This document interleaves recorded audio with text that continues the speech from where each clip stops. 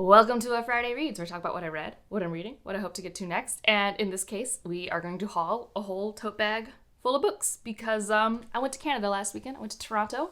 I visited many a bookstore and I got books from all of them, especially the one for the logo of the tote bag you see on the thumbnail. We'll talk about that near the end because I got to see Tammy from Tammy Tries to Read, and she took me to some amazing bookstores, and it was very fun. I don't have, footage of that. I just lived my life in Toronto. There is no vlog footage.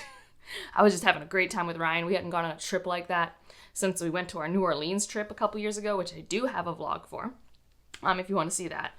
And yeah, first, what have I finished? I finished Sword Heart, and I finished Shakespeare Was a Woman and Other Heresies. I'll wrap up my thoughts on that at the end of the month. My thoughts are not that different from when I talked about them last week. Sword Heart, I did get over the third act breakup for the most part. It does, I guess what I will say is everyone tells me it's a standalone, but it definitely in the epilogue, it's there are more books to come and I don't have them and I want them.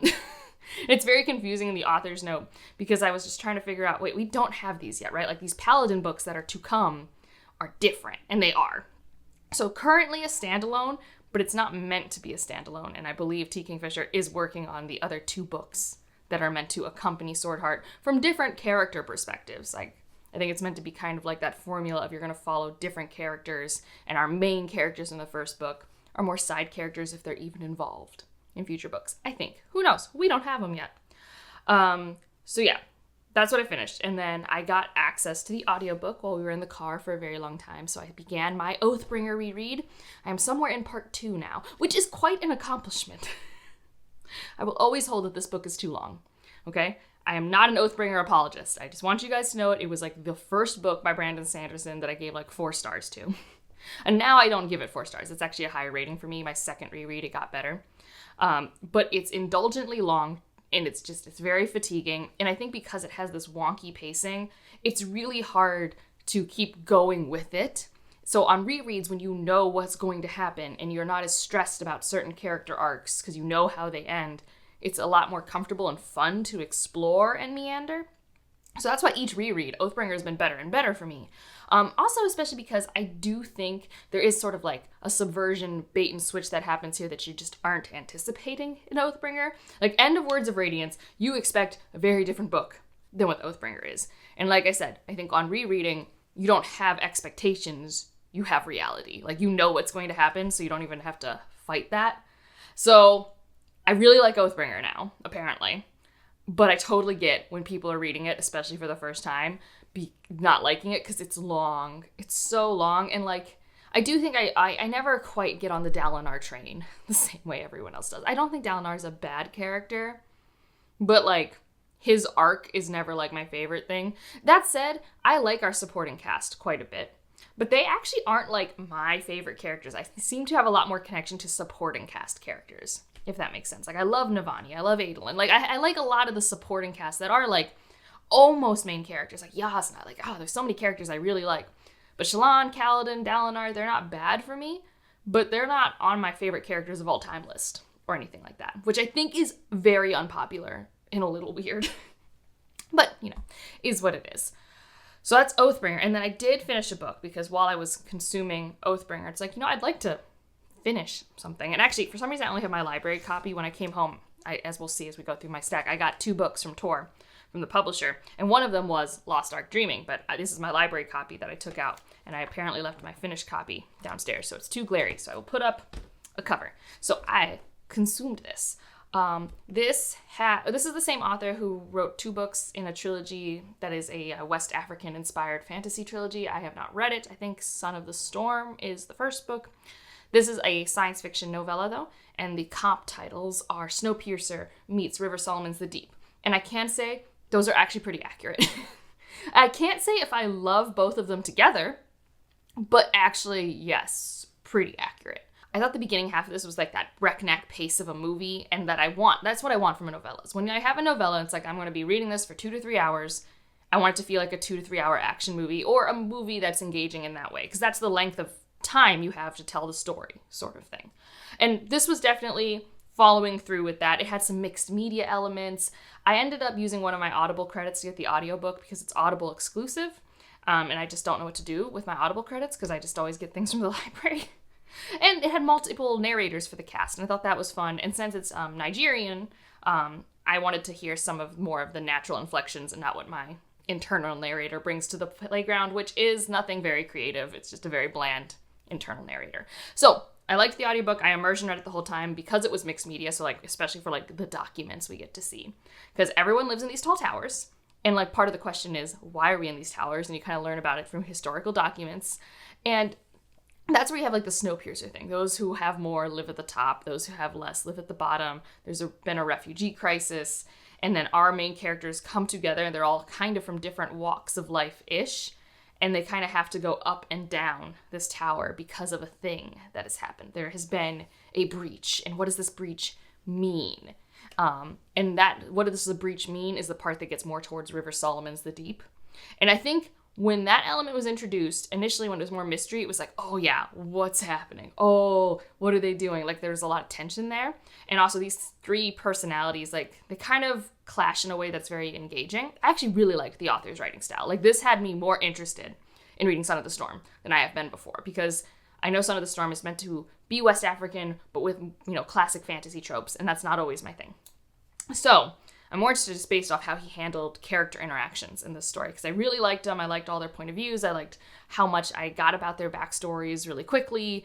They felt unique and distinct. All of that was great for me. Some of the theming, a little on the nose, like kind of comment section of a Facebook group sort of thing, but not too bad. When the mystery starts to be revealed, I got a little confused. Like I even reread a chapter to try and figure out if I understood what was happening, because then we get a goal that our characters try to accomplish. And maybe it's just also I'm jaded. It's like, I don't understand the purpose of this goal and why we're putting so much energy into this. So the ending was a little for me. And I feel like it should have felt more triumphant. Unsure. But that said, I am still really interested in reading more by this author, and I thought it actually was a very good commentary on climate sci-fi and who gets punished for what we do to the environment and things like that. Yeah, I enjoyed it. But just know that it truly is Snowpiercer meets The Deep, and I don't know if you've consumed both of those. I don't know if this was a successful mixing of the two. I have no idea. It just, because sometimes some of the mixed media was more poetry-based or a little more ethereal, I think sometimes maybe that connection was lacking for me, and I wasn't quite having things hit me the way that they should. And like I said, I got a little confused near the end. So yeah, that's what I've read. I'm going to continue Oathbringer. I am on my lonesome for a while. Ryan is going home for a bit, so I have, in theory, all this reading time. In theory, I always have reading time. I think that when I'm alone, I have all this time. So I have all these aspirations, even though still prepping for classes, still having normal work weeks. But let's pretend. We're pretending it's sort of mini summer vacation mode, even though it's not. So what I might read next is I have the new Allie Hazelwood on my Kindle. So that might happen, because when I pick up an Allie Hazelwood, I'm done with that in a day or two. And I don't, it's kind of fun to read that when I don't have to interact with people. I don't have to pretend I'm not just trash on my couch that hasn't moved in 8 hours. I can just do that, So that's something I might read. And then, I have this bag of books that I need to show you. But the other thing that I want to get to is The Will to Battle, which I know I keep saying this in so many TBRs and Friday Reads, but I think I'm finally here. I feel good. I feel like I have sink into the book time. I kid you not, we have been hosting family. We're going on a vacation for the past month straight. No sink into book time has existed. And I think I'm ready. The tricky thing with this book is I don't use the audiobook with it. So, and it's not on my Kindle right now, but that's fine. I'm now home, so it's okay to read physical books, and it's easier and things like that. So those are the things I might read in conjunction with Oathbringer, plus anything that's in this bag. Let's go through the bag. It's so exciting. The first one's from Evie. This is a signed copy from Simon Jimenez. So here's my signed copy to Angela. Thank you for reading. It's the Solaris edition of the paperback, which I believe means it's the UK version. I'm unsure. Tammy and I were debating this, and I'm no, this is a smaller copy. This is a British copy, but it's Solaris, so the spine works. Regardless, very exciting, because I keep wanting to reread all Simon Jimenez all the time. like all the time. Although I feel like The Vanished Birds, like The Vanished Birds, speaking of it, is an example of something when it is more poetic sci-fi that works for me versus the poeticness that happened in Lost Ark Dreaming, if that makes sense. Okay, and then my other book I got from Tor, because like I said, I got Lost Ark Dreaming from Tor. We've got it. Title Creatures, book 3 in this Alchemist Journals series. If you remember, middle game, one of my favorite books of all time, okay? Seasonal Fears, one of my biggest disappointments of 2 years ago. We'll see if this works. I haven't watched the review yet, but I saw the title of it, and I believe Josh, I'll link his channel in the review below. I think this is supposed to be a step up. So cautiously optimistic. I don't know what it's about. I don't know who will be in there, if this is a completely new cast of characters. No clue. I'm trying to go in with average expectations. But I'm scared of it because Seasonal Fears truly did nothing for me. And Middle Game is still the GOAT. Still the GOAT. But I've got this. Next up, we've got, let's see. Okay, let me find the books from other bookstores. So let's start with Indigo. So Indigo, from what I can tell, and if I'm wrong, I'm wrong, but it is like the Barnes & Noble of Canada. So kind of their big brick and mortar bookstore. And this one was in downtown, so it was in Eaton Center. So right by what I call Little Big Ben, which I don't think anyone calls it that, but it looks like Big Ben. And it's actually, I think, technically taller than Big Ben, but it's like a smaller building sort of thing. And the Toronto sign. So that's where Eaton Center is. And we went in there and it was like 2 stories of a bookstore, and it had like a lot of fantasy and science fiction. So I was pretty happy about that. And it had a pretty good horror section. Like so good that it had Takdumi, which if you know, this is one of my favorite horror anthologies that I've ever read. I read it on Kindle because it's actually like not super easy to get and it's kind of pricey, but like, I saw it on the shelf. It just seemed like I needed to do it. I was on vacation. I had no self-control. And so I got it. These are really short stories by indigenous authors from the Arctic and North America. Oh, there's pretty art in here. Like there's a lot of like these end pages, and they're short and they're unsettling. They're just like what you would want from like a campfire horror situation. I love these, and it's incredibly short. So if you're ever feeling it, I think this is great. Winter, Halloween time, anything like that. I mean, I guess if you want to feel cold in the summer, yeah. And then, because I was seeing Tammy, and I was like, I should get this book, because Tammy and Kayla from Books and Lala are 2 booktubers who have made me want to read this book, and they're both Canadian booktubers, so like, obviously. I got The Emperor and The Endless Palace. This, I think, first of all, I know it has like explicit sex scenes, but it's not a romance. So I know that, but I'm like cool with that. So I like books with stakes. Also, I'm pretty sure this is like got one of my favorite tropes of like people that keep, when they're reincarnated or like, they die and they are born in a different life, they keep meeting their pseudo soulmate or something like that. Like, I don't know what that's called, star-crossed lovers or something like that. I don't know. That trope though, it happens in Aida the musical. It's a very musical trope. This feels like it's going to be over the top mess that I need. And it's not that long. And this cover's really pretty. So, yeah. I think it's about people meeting each other over time, but not necessarily that there's like a speculative element about that. I have no clue. I am excited to give it a go and have my opinions on it. And then I believe the rest of these, no, there's one more bookstore. So there's their used bookstore that's like their half-price books, but it's called BMV. And so books, magazines, videos. It is that. My one friend thought it would be books, movies, and music and videos, and it's not.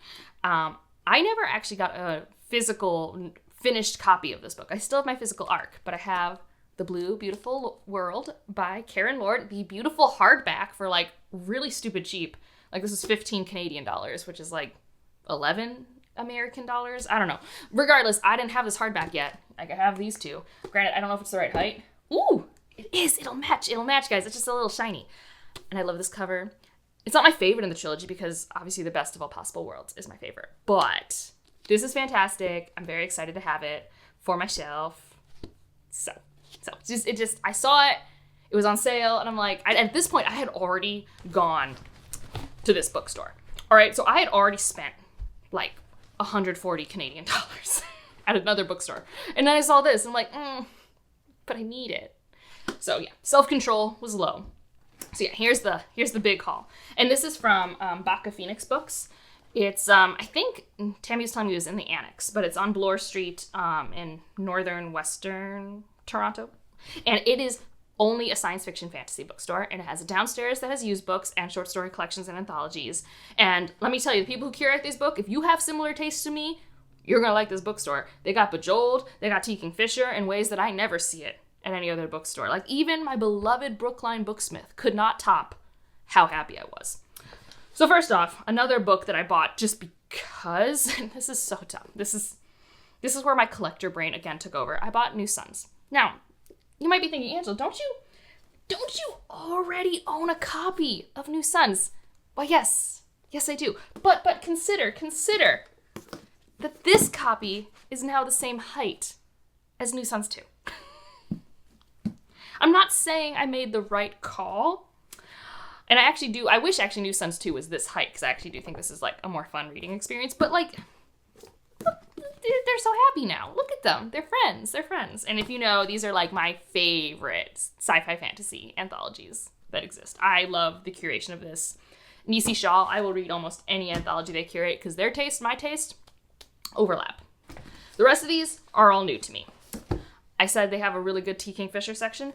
Seventh Bride, one of her first published books I saw in the wild. It was actually like, they had all of the Saint Steel paperbacks, like the 4 that are out.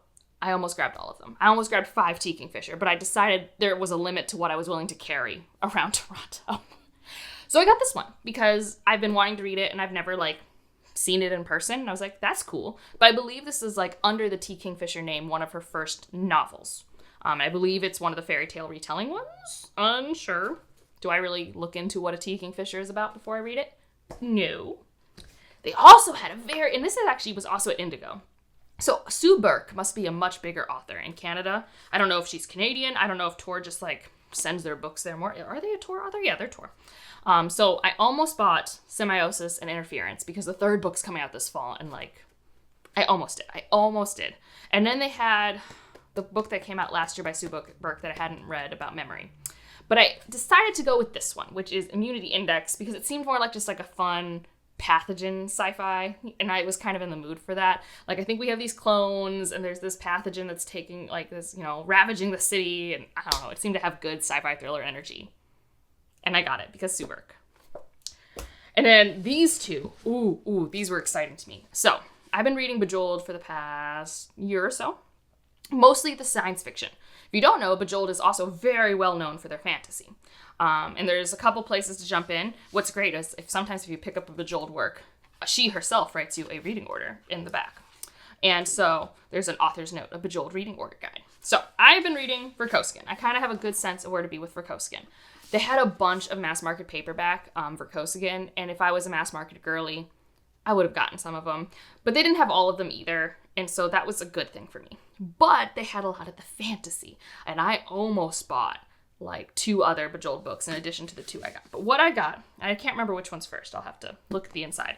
But I got Penrick's Travels, and Penrick's Progress. So these are the collections of Penrick and Desdemona's novellas, I believe, which are things that have been recommended to me all the frickin' time. So I believe that these are kind of in the beginning, middle part of the fantasy series chronologically, although there's usually like 100-year gaps between them based off the back of the book that I read. And these are all the novellas bound up that we currently have, I believe. And, yeah, I couldn't. And they were so pretty, and I love the feel of them. So they came home. They're just, nice little hardbacks. And I wanted them. So, yeah. That's it. That's the book haul. It was a little excessive.